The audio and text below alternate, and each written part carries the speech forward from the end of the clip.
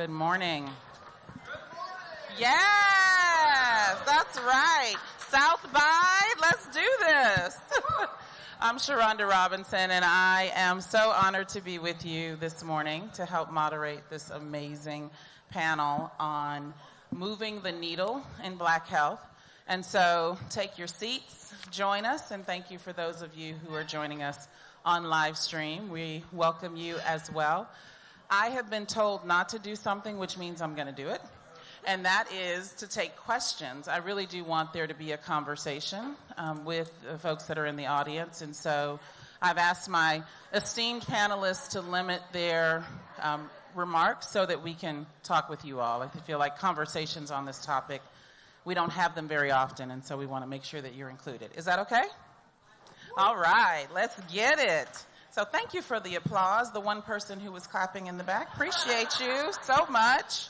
And y'all made me hungry from the last panel because they were talking about collard greens and catfish and purple hull peas. I spent summers in Mississippi. All right, so I'm Shuronda Robinson. I get to moderate today's panel. I'm going to just jump right in, and as I'm asking the questions, have each person tell a little bit about themselves related to this topic.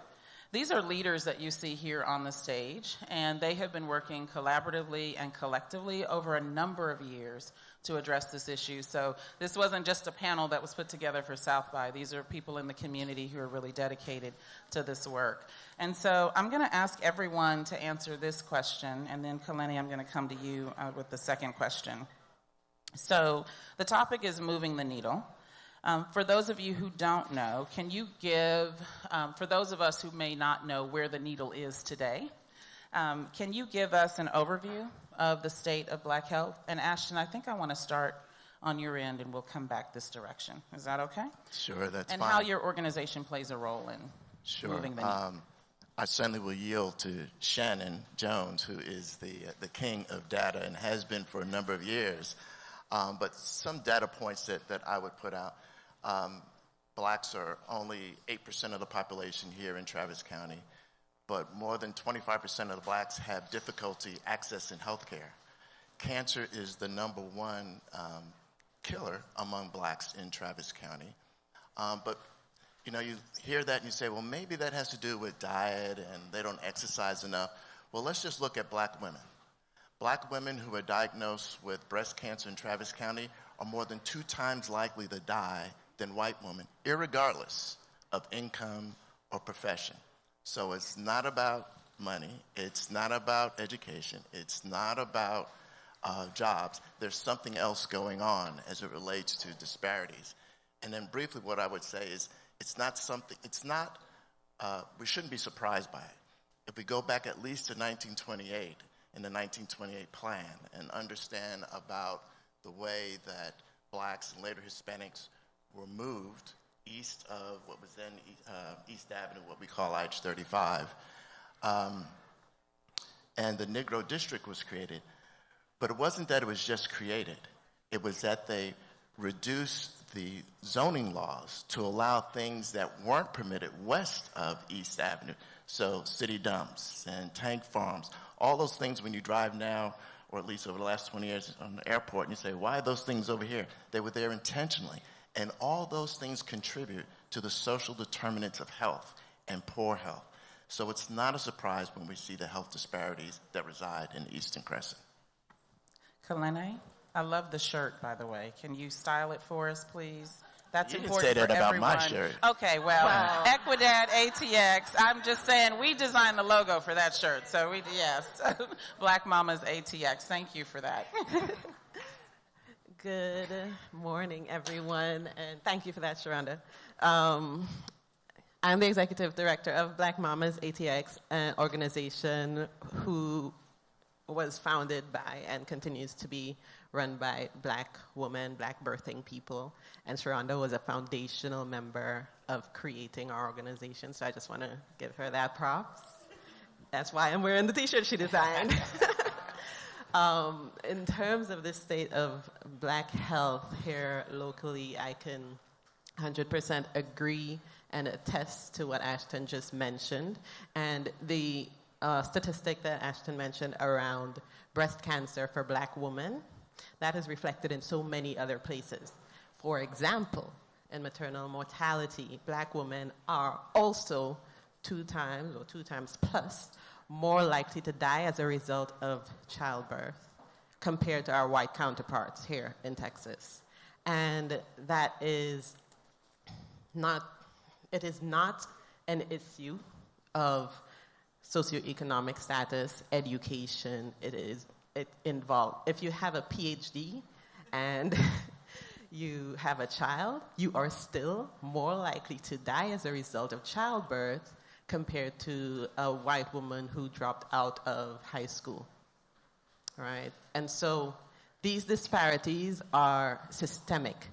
And systemic disparities, you start to see the pattern. That's why when he mentioned it's the same statistic for cancer, it's the same statistic for black infants, infant mortality. It all is based on something systemic, something institutional and ingrained.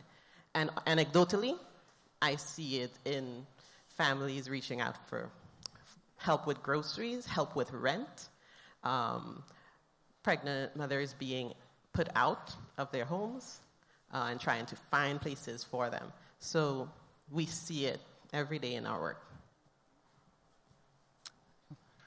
My name is Larry Wallace. I'm the founder. A little closer, Larry. I'm the founder and executive director for the Black Men's Health Clinic. The Black Men's Health Clinic. Yeah, celebrate that. Let's celebrate that. A national model happening here in Austin. The Black Men's Health Clinic was created to address long-standing disparities suffered by men of color.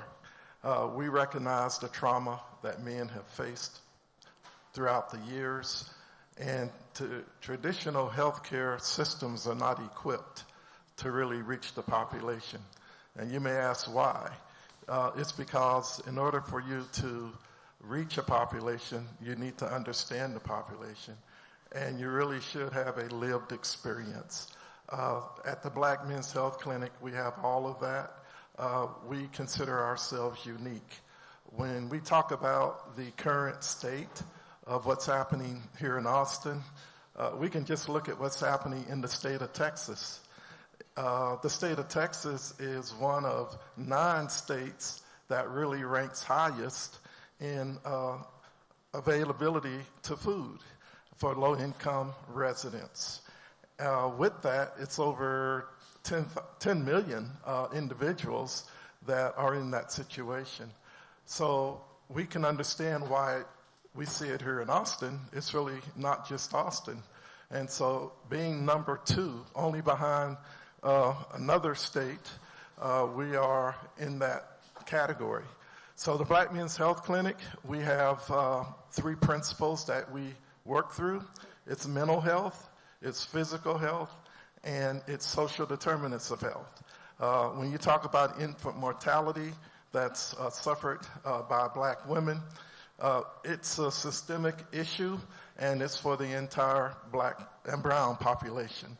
And so what we do is we work with individuals, we have unique outreach strategies, and our goal is to get you in the door and to show you care that you can trust. That's our model. It's all about trust. And we believe that our lived experiences, our team, answer that bell. And so the Black Men's Health Clinic is a clinic for everybody. But honestly, our focus is on the highest disparate group, and that's African Americans, but we welcome all. And thank you. Yes, please. Powerful work that's being done by all of these organizations. And Ashton, I'm going to come back to you because you didn't talk about Equidad ATX, but we're going to let Dr. Shannon Jones, and please pull out your notepads and your pens because he has brought the syllabus for this session today. And there are reading materials that you will have to follow afterwards, so just so you know. But Shannon Jones, please. Tell us about today. Okay, first of all, thank you very much for the opportunity to be here today For those who are from outside of Austin or the Central Texas area, welcome, and we're glad you're here and ask you to enjoy yourself as always and spend plenty of money and make sure our economy goes well. My name is Shannon Jones. I served as the health director for the city of Austin and Travis County for several years. And as a public health person, we start off with data. And people are visual people. So the purpose of bringing this map is to let you know, or to see, and I'll raise up a bit, hopefully you can see this, is that this is a Travis County. There are several maps, but roughly, okay, thank you. These are the various, all of this is Travis County. This is I-35 that runs down the middle of Travis County. You might want to show this. And if you just think about the community you come from, but in Travis County, I-35 is a dividing line. And the reason I wanted you to see this, because when you look at access to health, the food, when you look at health centers, when you overlay that with cancer, heart disease, all of the mortalities we see in Travis County, the highest areas are in the, what we refer to the eastern part or the eastern crescent. Now I'd like to ask you a question. Who do you think lives in that area? Not from Austin. If you didn't know from Austin, who do you think lives in that area? Answers, please. This is a test. People of color, particularly African Americans. And as Ashton had said earlier, in 1928, African Americans lived all over Central Texas. But in 1928, they moved African Americans into the eastern section. And from that point on, what we have seen is the diminution of service delivery in those communities. So when we ask why is it that African Americans lead in 7 of the leading causes of death in Travis County, and when you say, well, there are no health centers there, there's no full-service grocery stores there, there's no support systems there, social service support system there, you begin to understand part of the problem. And I'm going to give an example of that. HEB, which is the largest provider of services of a grocery store in the state, has not put one grocery store in that eastern crescent. And it has been presented, discussed as law. I don't want to just on HEB. I want to say anybody has put anyone there. So if we're going to address this problem, we're going to address the data, because we've been studying here from public health for over 20 years. This problem is not going to be addressed unless we get people involved in addressing the data, in addressing providing service deliveries and the like. So we thank you for the opportunity. Hopefully have the opportunity to engage why some of these things exist here in Austin, as well as in your other community. Austin is not unique. So wherever you come from, you probably have similar kind of situation. But we're in Austin today, and we'll talk about that. Thank you. Thank you. You all did well. So there's more to come. So, Ashton, can you give us a quick blurb on Equidad, ATX, and tell us the great work you're doing in the Colony Park area? Sure, but before I do that, I mentioned Shannon before, and you guys have heard from him. Shannon has been the canary in the coal mine for 20 years. Yeah. He's been trying to get us to understand that East Austin wasn't just about Central East Austin and about the full crescent. And so it's unfortunate that we collectively, particularly those in power and authority, have not been listening to him for all these years. Otherwise, we wouldn't be in the shape that we are in today. So please give him some more love for all the work that he's been doing for all these years. And he wasn't afraid to speak truth to power when he was director of public health. And so I appreciate him not being silent and when he was in a position of authority. And today he continues in that work. So Equidad ATX, we started in 2018. I'm one of 4 co-founders. And we came out of the community saying we wanted place-based planning, which is about the community being impacted by any particular work around redevelopment, being involved from the very beginning, as opposed to someone coming up to them and saying, we have a plan for your life, will you please bless it? That they're there from the very beginning to be part of the conversation or co-lead the conversation about what are the needs, what are the strengths, what are the possible solutions, and the implementation of it. One of the models of place-based planning is purpose-built communities, which was started in the mid-90s in the Atlanta area in Eastlake. And they've been successful throughout the years, and they're in various cities. So we model ourselves after them. And we started in 2018, and we see ourselves as a catalyst for the acceleration of holistic, equitable, sustainable, transformative development and redevelopment throughout the Eastern Crescent, with the end goal of ending generational poverty. And we work in 4 dimensions. Mixed income housing, because everybody in the community does better where there's mixed income housing. Community health and wellness, which is not sick care, but holistic care, prevention, nutrition, everything that goes about whole body health from the top of the head to the soles of your feet. World-class education, cradle through career, and economic vitality. And those are all interlocking. Those are not silos, they interlock, et cetera. And those are the areas that we work in. We say the whole Eastern Crescent, but we can't eat that all at once. And so all of our initiatives are alive in the Colony Park area, and in our community health and wellness initiative, Live Well, Viva Bien, as we call it, our mobile ecosystem is alive also in Del Valle and Creedmoor. So for those of you who are passionate about these types of issues, you don't have to start from zero. There are groups that are established that are doing amazing work in the community, and you can support in all sorts of ways. And so make sure you look all of them up. So we kind of hit around the edges, and I just want to name it because part of the work in community is it's important to say what it is, right? And when we talk about the disparities, we've talked about the system, and we've talked about, what the system has created. And it really doesn't matter what community you're in. You're going to find the same disparities for Black and brown people wherever you live in this country. And so the system is working. But what I want to know is currently, right? We know about the 1928 plan, the Negro plan in Austin. Currently, what are the issues? And you raised one of them, Shannon, about private sector not investing in Black and brown communities as it relates to food access. What are other issues that are currently exacerbating the fact that Black men in Travis County die 10 years before white men, right? Black women are more likely to die in childbirth. In Travis County, we have the highest rates in the state of Texas. Black women are more likely to die from childbirth than any other place in this state. So what today is exacerbating that? And I'll take, we've got 2 minutes on this one. So who wants to jump in? I'll start. If you want to know, you ask. And what we did when we first created the Black Men's Health Clinic, we surveyed a number of men to find out why they don't go to the doctor.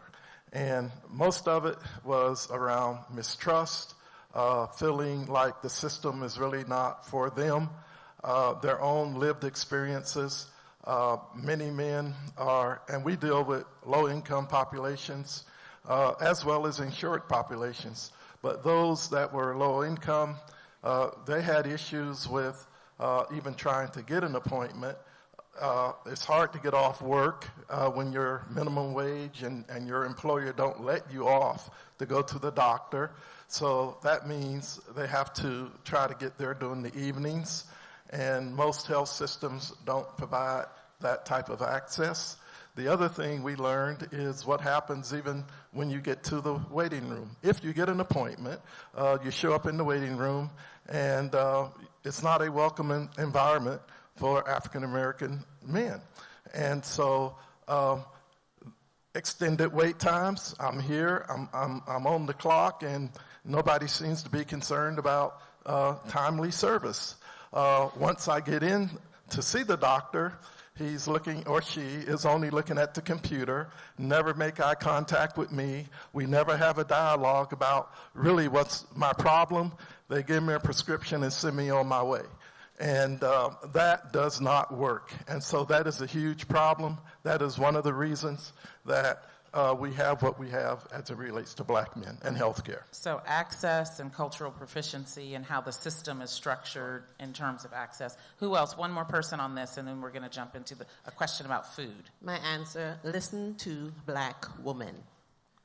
Because what we've found is that Black women in the hospital setting, especially giving birth, are not listened to. The implicit bias, the just commodifying of healthcare, the whole process means that our lives are in danger at that point, and when we say something is wrong, no one listens to us, and everything gets exacerbated. 90% of the deaths as a result of childbirth are preventable. Wow. Shuronda. I'm having a moment here of going back and thinking about emergency room experiences. So I've been triggered. I just want y'all to know that as a Black woman. So thank you. Thank you. Yeah, this is real. Go ahead, Ashton, and we'll take my just one comment more minute. is going to touch on that. So, we talk about 1928 and institutional racism, and many times we think, well, that was just in the past. But we need to understand your question is, what's happening today? That continues today. So there's a recent study done of medical students, and a majority of them, I believe it's about a majority of them, believe that the pain tolerance of Black people was higher than those of white people. Yeah. That's today, 21st century. And you say, well, what matters? What matters, it means, is that when you go in to go see this particular white doctor, he's not going to subscribe to or prescribe to you some of the same things that he would to a white woman because he believes you can take it. So you may get more surgery or less surgery, but not the evidence-based amount of medical care that you deserve because in his mindset, the way he was raised, whatever it was that informed him wrongly leads him to believe that you are different because of the color of your skin. That's prevalent today. That impacts the trust that you heard Larry talk about, your triggering event. And so when we think about that and we think about the disparities that we see, that's a key component of it. So it's important that there be cultural proficient training of our medical providers, well, in education, period, contrary to what our leaders in this state, our governor, lieutenant governor, and AG believe it is absolutely necessary because people are dying because of the lack of education and the ignorance as it relates to race.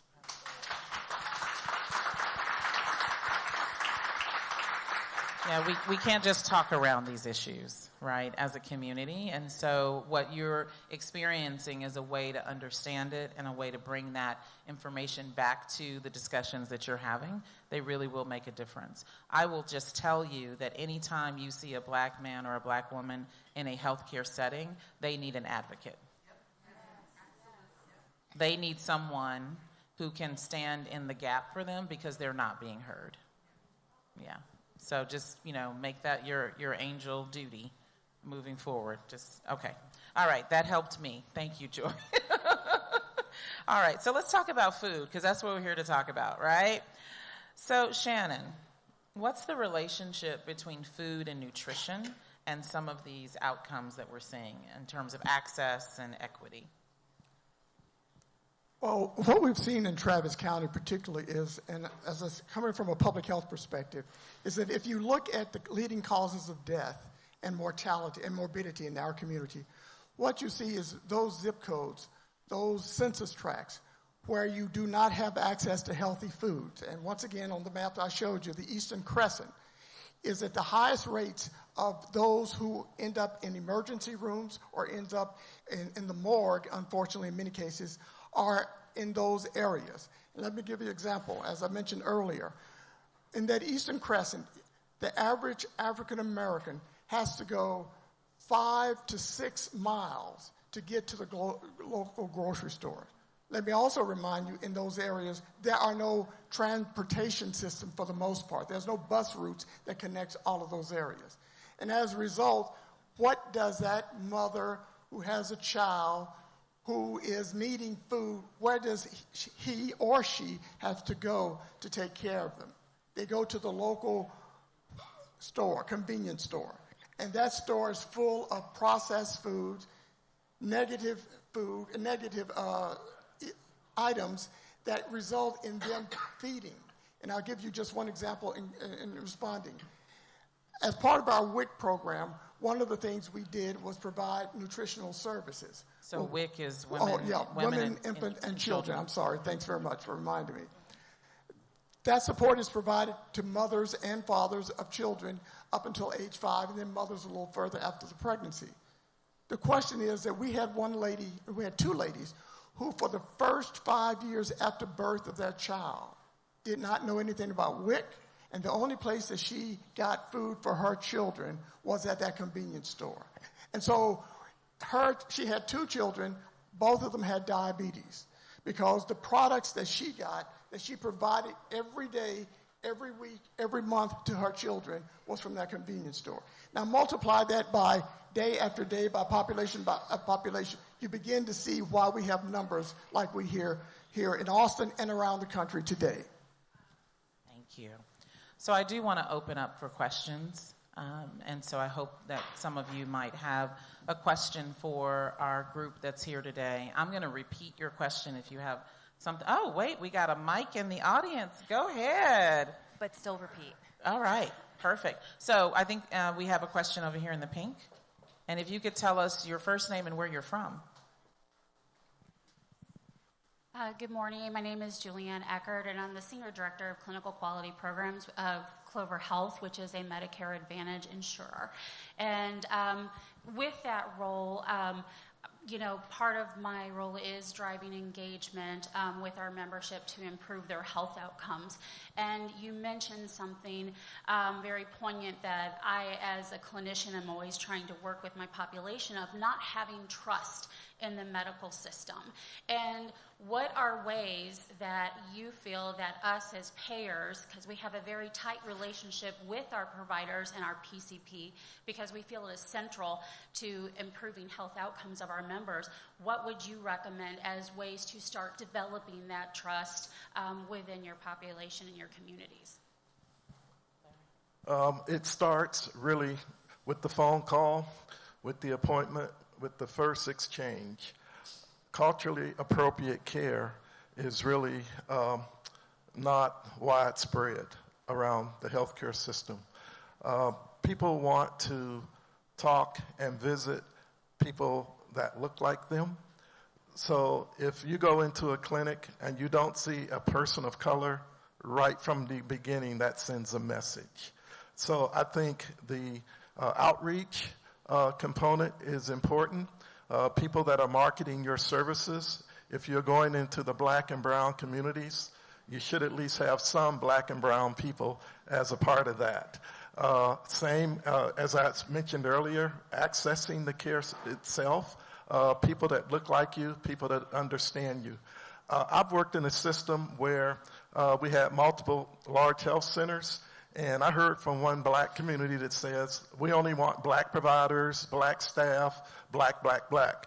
Guess what? We did that, and it failed. And the reason it failed is because all black providers are not really sensitive to black people. Now, that's hard to understand, isn't it? And so what it came out to be was they said, we don't really care what color. We want people that is going to give us the respect and show us the dignity as a population. So, thank you for that question. Are you here in Austin? I work in Austin. Okay. Can I add? Around. Okay, go ahead, Kelenne. Can I add a thought to that? One way to gain trust is to be trustworthy. And that includes being, considering health equity, considering having an anti-racist lens. It includes trauma-informed care. It includes letting people know what you're going to do and how and why, and listening to their input and making your decision based on also their input. And it includes spending more time.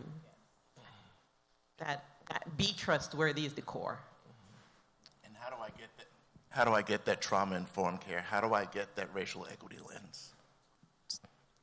It has to be pervasive, and it's not just on accident. You have to train every single person, from the person at the front desk to the MAs to the person answering the phones. Every single person has to have that lens. It's not a lens, it's a culture. If it could be a culture in a clinic, that's a safe clinic, and I would be happy, everybody would feel safe to go there. Yeah. Thank you. Thank you. Pay you later, Ashton. Okay. We have a question back here. Tell us your name and where you're from. My name is Michael. I live in Austin, Texas. And this is not a question. I just wanted to say thank you all so much for being here as an African-American male to see people that look like me on stage and the nuance of the topics you're talking about and the intersectionality between all brown cultures. I appreciate that it's we're not only just trying to uplift black people, we're trying to uplift brown people because we're not free till we're all free, right? And so I just thank you all from the bottom of my heart. I'm not going to cry in front of people, but just thank you all so much for being here. Amen. You're so welcome. Any other questions from our audience? Yes, right here. Thank you. I just would like to make a comment. Okay, your name and where you're from, I'm sorry, Mark sir. Bethel. I'm from Austin, Texas. It's the study. It's not an article that you mentioned, Ashton. I cannot tell you how profoundly disappointed I was coming from the healthcare system. I was running hospitals when that article or study was done. I encourage everybody to read this article. You're going to be blown away at how medical students think when it comes to people of color, and particularly blacks. And so, but I cannot remember the name of the study. Could you just make it? Because I think everybody needs to read it. But before I go, I'll get it and I'll share it so they can Somebody get it out to Google. folks. Google machine. You got it? All right, give her the mic. This is a classroom Thank you, environment. Maya. When Thank you. communities learn together, everyone in the community benefits from it. And so thank you all for participating in this learning experience. All right, we're giving you the mic to tell us the article. It is called Racial Bias in Pain Assessment and Treatment Recommendations and False Beliefs About Biological Differences Between Blacks and Whites. I know it's a mouthful. I'll repeat it. It is Racial Bias in Pain Assessment and Treatment Recommendations, and false beliefs about biological differences between blacks and whites. And the main author is Hoffman. Yes, thank you. Tell us your name and where you're from. Arely Lozano Cantu. I am visiting from Florida, but I have family here, and I learned English in Austin area. So Thank you for contributing. All right, any other questions from our audience? Yes, right here, sir. Your name and where you're from? Hi, my name is Sam Eater. I'm originally from Austin, Texas, but I reside in Buffalo, New York now. I'm enjoying the sun. We've heard a lot about food as medicine as a movement. Are there any programs that you guys are seeing or looking into that you think have promise? Okay, yes. So that lady standing back there, Joy Chevalier, she's helped orchestrate this entire day, these couple of days around the future of food. Give her a hand. Yay, Joy runs an organization called the Cook's Nook, and in partnership with Travis County and other entities. Joy, get the mic. You can do this better than me. I don't know why I'm trying to do this. Oh, was that a softball? Yes. So I am Joy Chevalier. I'm the founder and president of the Cook's Nook. That's our banner. Please appreciate the banner, y'all. They're on the side, and actually we are the one of the big providers here. Work with the county and city and other organizations to provide high-quality, nutrition-rich meals. And we do those through our healthcare partners and programs. And you guys heard from some of them this morning. But we also, like I said, work with cities, counties, and ISDs to create culturally competent meals that people actually want to eat and actually help them achieve the health outcomes that they're looking to achieve. So, that's what we do. And I get to work and talk to these folks, and they're just so key to us here. As Black community has to take the reins. That was the whole point of this panel, that we had to take the reins ourselves to try to figure out how we were going to change health outcomes. And Ashton has a project that's happening. Can you talk about that? Sure. Just briefly? Yeah, I noticed you look at the clock there. I'll try. So one of the initiatives that I mentioned was Live Well, Viva Bien. And it's a mobile ecosystem. So one of the things we do, we don't necessarily provide the food, but we collaborate with food providers. But we also recognize, as I mentioned before, social determinants of health. So in a given place, in a given time, on a regular scheduled basis, we provide not just food, or our partners provide not just food, but we bring in other partners. So WIC, as you heard about, we bring in community care for primary care. We bring in Batcave for books, free books, etc. Austin Public Library, Workforce Solutions, ACC, and Adult Education, and other providers, all with the idea of dealing with the social determinants of health and trying to reduce the stress of inconvenience that we provide or not provide that is imposed on many folks in the Eastern Crescent. As Shannon mentioned, 47% of the folks who live in the Eastern Crescent live in what we call a food desert. But not just food desert, retail deserts, library deserts. There's no library east of 183 in Austin.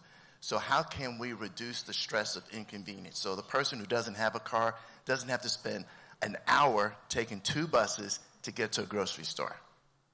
Can you imagine having to do your weekly shopping by taking a bus an hour? No, 2 buses, an hour each way?